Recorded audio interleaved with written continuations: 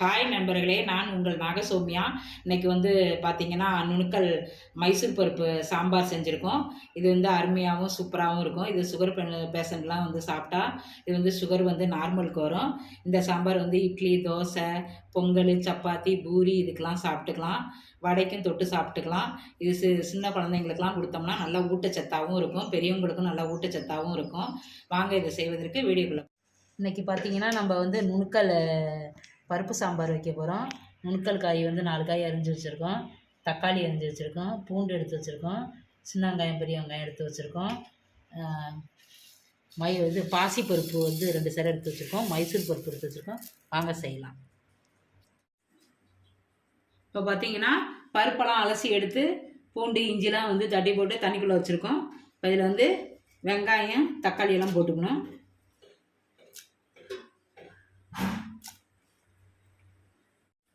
இப்போ பார்த்தீங்கன்னா, வெங்காயம், தக்காளி, பருப்பு கிருப்பெல்லாம் அலசி வச்சுருக்கோம். இப்போ குக்கர் எடுத்து 4 விசில் எடுத்து முடிக்கணும். இப்போ பற்ற வச்சுருக்கோம். சட்டி எடுத்து வச்சுருக்கோம். இப்போ எண்ணெய் ஊற்றி வச்சுருக்கோம். 3 ஸ்பூன் எண்ணெய் ஊற்றி வச்சுருக்கேன். எண்ணெய் காயிட்டும் கடுகு போடலாம்.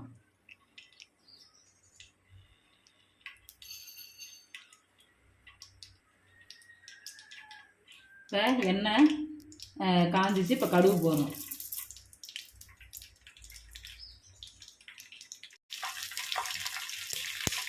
இப்போ பார்த்தீங்கன்னா வந்து கடுகு பொரியுது.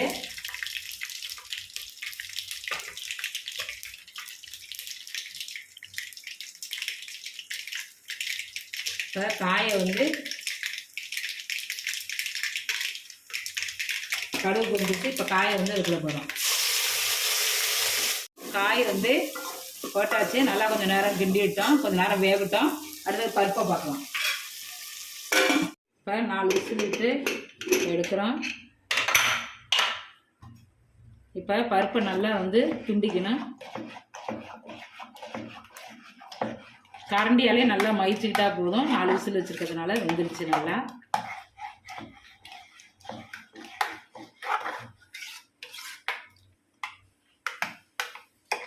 இப்போ காய் வந்துருச்சான்னு இப்போ பார்க்கலாம்.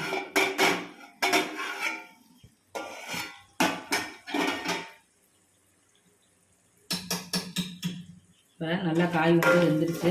இப்போ என்ன செய்யணும், இப்போ பருப்பு வச்சுருக்கோம் பார்த்தீங்களா, அந்த பருப்பு எடுத்து அதில் ஊற்றுறோம்.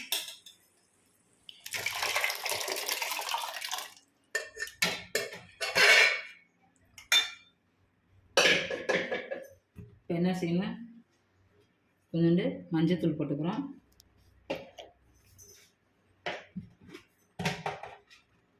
வீட்டில் அரைச்ச மசாலா 2 ஸ்பூன் போட்டுக்கிறோம்.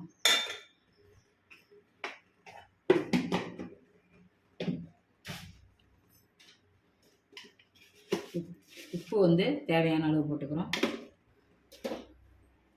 நல்லா கிண்டிக்கிறோம்.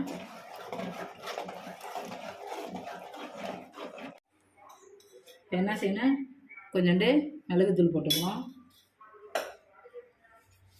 கொஞ்சோண்டு ஜீரகத்தூள் போட்டுக்கிறோம். கொஞ்சோண்டு பெருங்காயத்தூள் போட்டுக்கிறோம்.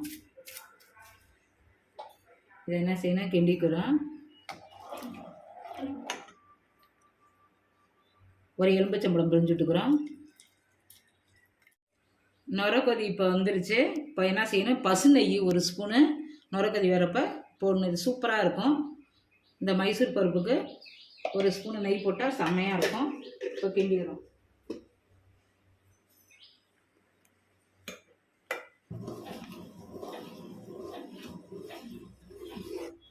கொஞ்சம் நேரம் கொதிக்கிட்டோம்.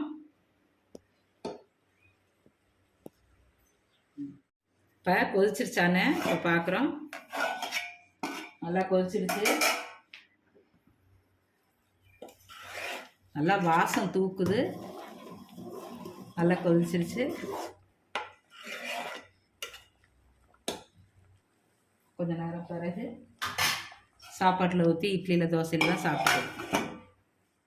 இந்த நுணுக்கல் மைசூர் பருப்பு சாம்பார் பிடிச்சிருந்தா லைக் பண்ணுங்கள், கமெண்ட் பண்ணுங்கள், உங்கள் ஃப்ரெண்டுங்களுக்கும் உறவினர்களுக்கும் ஷேர் பண்ணுங்கள், பெல் பட்டனை அழுத்திடுங்க. நாகசௌமியா சேனலை வந்து தொடர்ந்து பாருங்கள். ஓகே, பாய் பாய்.